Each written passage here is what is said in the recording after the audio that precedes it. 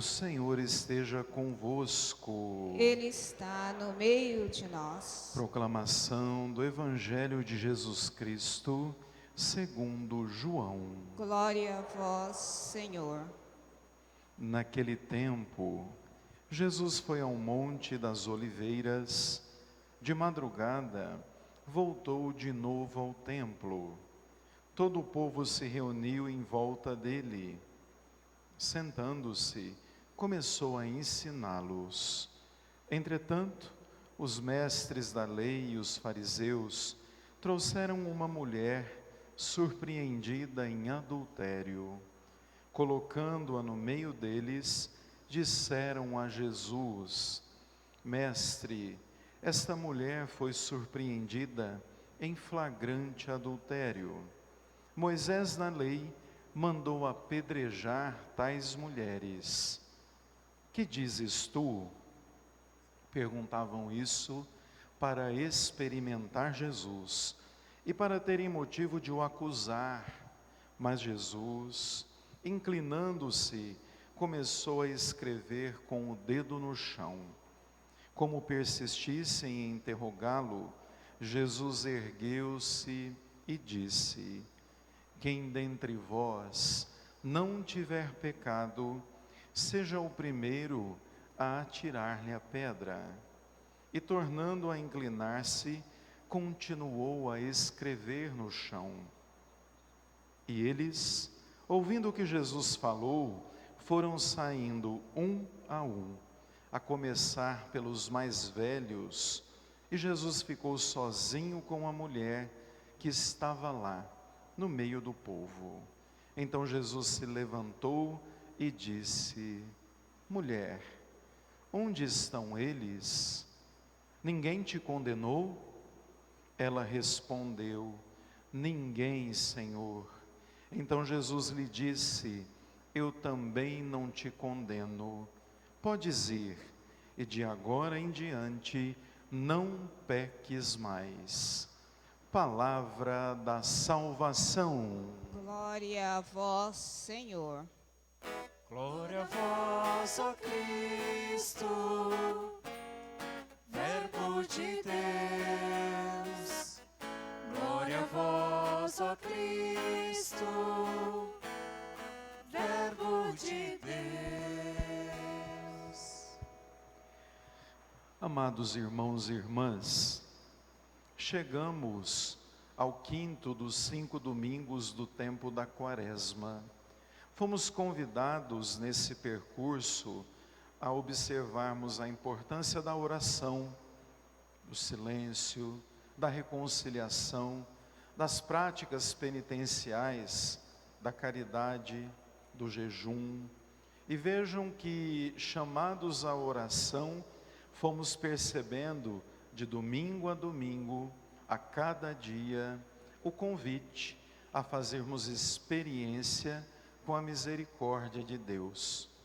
Vejam que, ao celebrarmos hoje o quinto domingo, nós abrimos a Semana das Dores, que é a semana que antecede a Semana Santa, tendo em vista a atitude de Jesus com aquela mulher que foi pega em pecado. Gostaria de anotar ou trazer presente alguns elementos para que a gente reflita e perceba quão interessante esse Evangelho, talvez conhecido por todos nós, e como ele nos inspira a atitudes de conversão nesse tempo. Primeiro, faz-se interessante observarmos que começa o Evangelho dizendo que Jesus estava rezando no Horto das Oliveiras e volta ao Templo de Jerusalém. E lá no templo, ele senta e começa a ensinar as multidões. O Templo de Jerusalém era o lugar onde o Sinédrio se reunia. Quem era o Sinédrio? O Sinédrio era o grupo que comandava a dinâmica religiosa, social, cultural daquela época. Fazia parte do Sinédrio o sumo sacerdote, sacerdotes, doutores da lei, saduceus. era um grupo influente. E esse grupo cuidava das celebrações e, ao mesmo tempo, de preservar a lei, de fazer valer a lei. Vejam que exatamente lá, onde se reunia um grupo que legislava aquela região, toda aquela situação vivida, nós temos Jesus sentado e ensinando. Vejam que na Bíblia, quando algum personagem se senta, quer dizer que ele está livre, que ele tem autoridade, que ele sabe o que está dizendo e que ele é alguém preparado para ensinar. Os mestres ensinavam sentados. Por isso ali, Jesus, ele quer ensinar alguma coisa.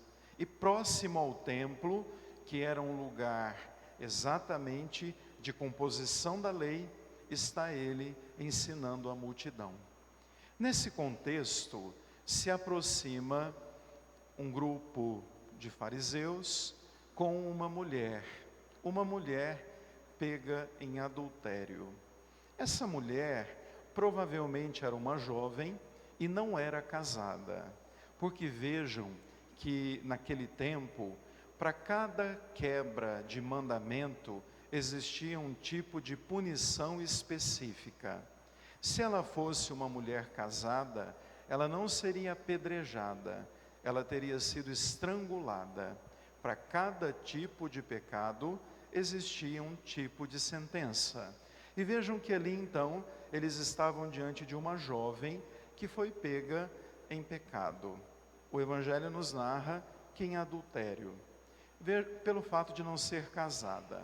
Vejam que aquela mulher, ela sofre uma experiência extremamente vexatória, humilhada, ofendida, com certeza disseram palavras duras e colocaram ela diante de Jesus, para que Jesus ajudassem eles a dar a sentença àquela mulher.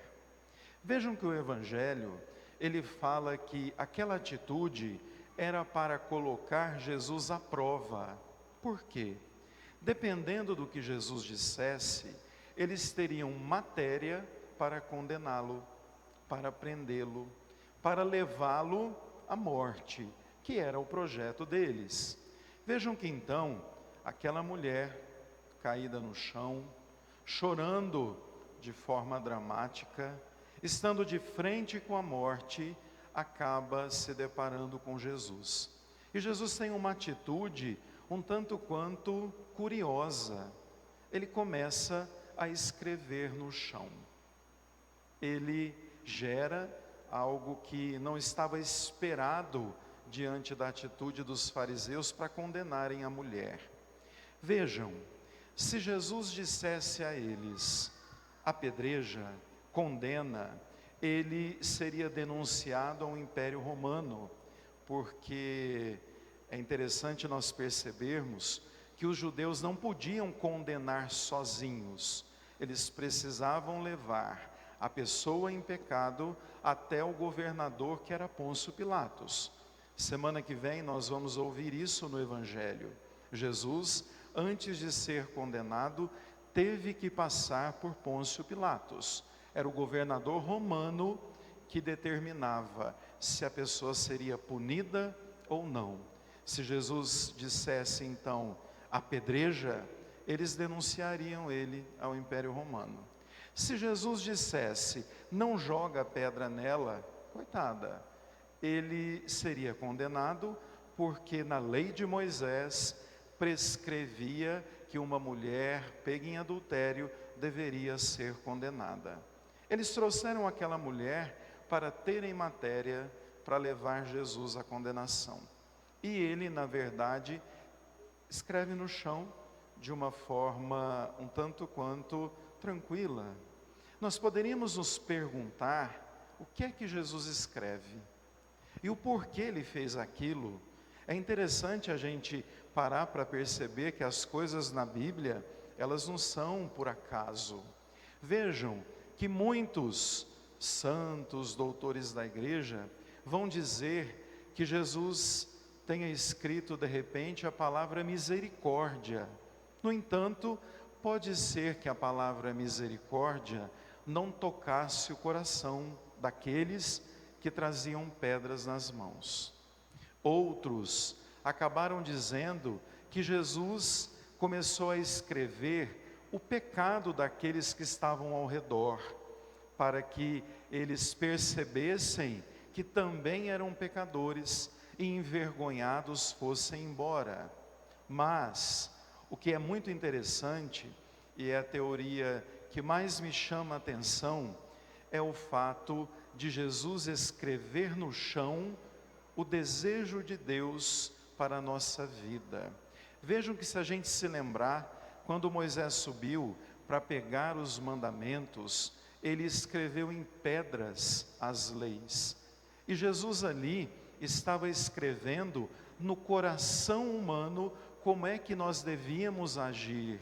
Por isso, ele institui uma nova lei, uma lei baseada no amor, na compaixão, na misericórdia, na não condenação. É isso que ele escrevia. O dedo de Deus na Bíblia é um dedo que perdoa, é um Deus que reconcilia, é um dedo que reconcilia, é um dedo que nos faz entender que somos chamados à conversão. E daí então eles voltaram a questionar Jesus: o que vamos fazer com ela? Jesus se levanta, se ergue e diz: quem dentre vocês não tiver pecado, joga a pedra nela, apedreja, matem ela, só se vocês não tiverem pecado. A fala de Jesus foi fantástica, porque ali na verdade ele viu um tanto de gente com pedra na mão, sedenta de julgar, de matar, de destruir. E vejam, aí a gente entende que o que nos une é exatamente o pecado. E por isso a gente tem que aprender que não nos é dado o direito de julgar, de falar mal, de fofocar da vida do outro, de querer que o outro seja aquilo que a gente quer, de usar a língua para julgar e destruir as pessoas. Pode ser que o pecado do adultério, o pecado que ela cometeu, fosse horrível, mas o pecado da língua que julga é tão horrível igual. Trazer pedras na mão para destruir, para ferir, para matar, é tão cruel quanto qualquer outro pecado. E aí vejam, depois daquela fala, Jesus desarma aqueles que estavam lá.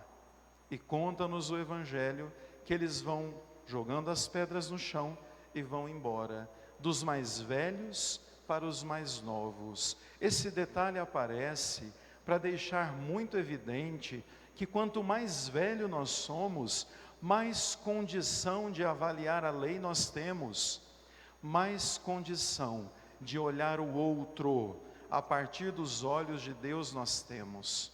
Esse deveria ser um exercício na nossa quaresma, nos perguntar como é que nós olhamos os outros. O nosso olhar se aproxima do olhar de Deus. A gente poderia se perguntar: como Deus me olha? E como eu olho o outro? E como Deus olha o outro? É um exercício interessante para a gente perceber que Deus deseja a conversão, mas não quer a morte do pecador. É muito próprio e muito oportuno nós sairmos daqui hoje percebendo que Deus não quer a condenação de ninguém, Ele quer a salvação, por isso Ele nos chama à conversão. Vejam que, tendo todos ido embora, Jesus mais uma vez se levanta e dialoga com a mulher, olha ela nos olhos. Aquela mulher desesperada, angustiada, vai vendo um a um indo embora. Imaginem a alegria dela. Pensem, se nós estivéssemos lá naquele lugar, e Jesus então olha ela nos olhos e pergunta a ela: mulher, ninguém te condenou?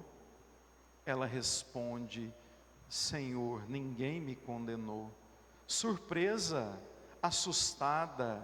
Talvez o olhar de Jesus a ela tenha sido a primeira vez que aquela mulher foi tão amada, que aquela mulher foi tão tocada, que aquela mulher foi profundamente olhada, muito além do erro dela, mas olhada a partir do que ela tinha de bom.